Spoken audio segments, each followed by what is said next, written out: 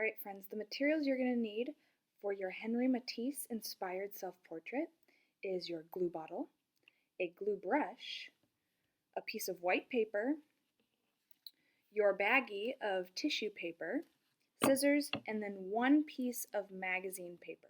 Once you have all of these at your desk, then we can go ahead and get started on our collage.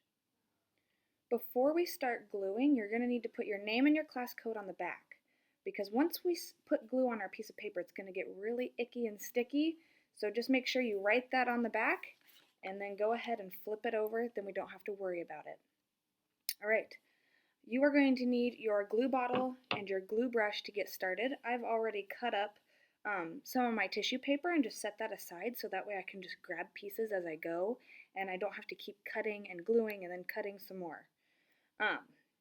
Make sure your magazine paper is underneath your white piece of paper at all times. We don't want to get any icky glue on our desk.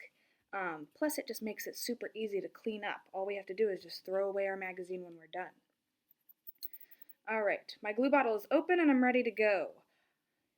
It might be a little hard for you to see, but I'm starting with just a swirl of glue. Not a lot, but enough for my glue brush to kind of cover a good space for my tissue paper.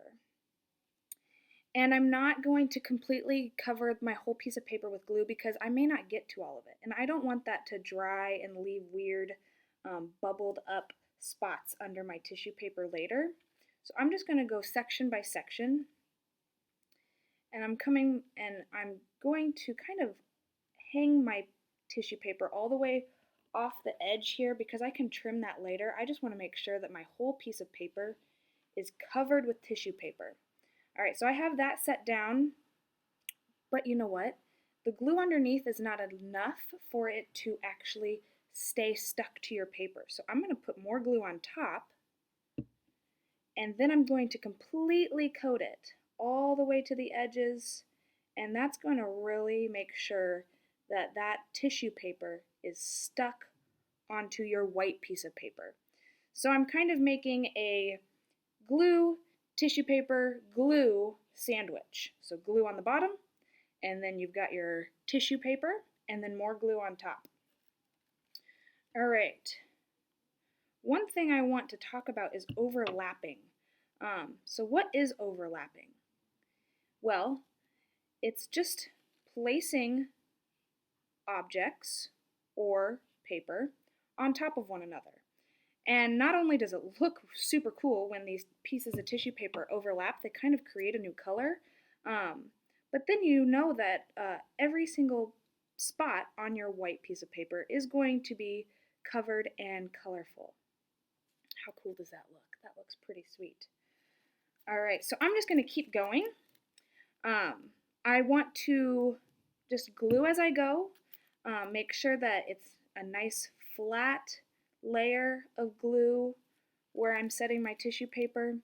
I'm overlapping. You can overlap as much as you want.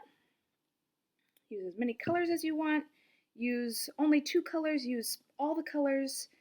This is your portrait, so however you think it's going to look best. So I'm just going to keep going. I'm going to cover my entire white piece of paper, making sure that my magazine is under the entire time, and then we'll be ready for our portrait. Okay, so I'm going to keep going, and then I'll meet up with you here in just a second with my finished piece. I'm getting to my last couple pieces here, and what I'm finding when I'm doing this is actually if I keep moving my paper, not the magazine, but the paper itself, and I keep moving it around, it's actually making it a lot more messy than it needs to be. So instead, you're going to see that as you're doing this, your paper is going to stick to your magazine. But because that magazine has that shiny layer, it's not going to stick on there as long as we take it off right before the end of class. So instead of moving your actual piece of paper, just move the magazine if you need to reposition yourself or reposition parts of the project. All right, my last piece. Some of these pieces look white, but I swear they're light pink. I did my best trying to overlap and use as many colors as I could and cover my white spots. So I did my best. It's not going to be perfect. There's going to be some spots, but oh my gosh, how cool is that? I think that's going to be great for my portrait. Okay, so when you're finished, first, make sure that your glue bottle is closed, um, and then clean that off just a little bit. If you have a piece of paper towel next to you, let's just keep our materials nice and clean before we put those back. Your glue brush is going to go in that dirty bucket up on my cart, so just make sure that that gets in there, and then I will sanitize that later. And then you are going to take carefully, you might want to try, there is some dry parts here. I was working on it and part of it dried, but there's a part over here that's still pretty wet.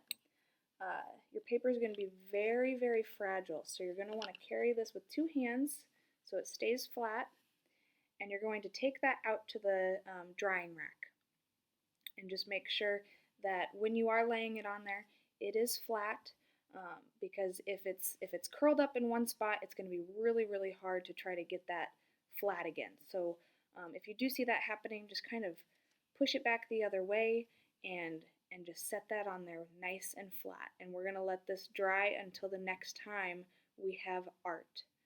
All right, I hope you guys have fun, and I cannot wait to see what you guys make.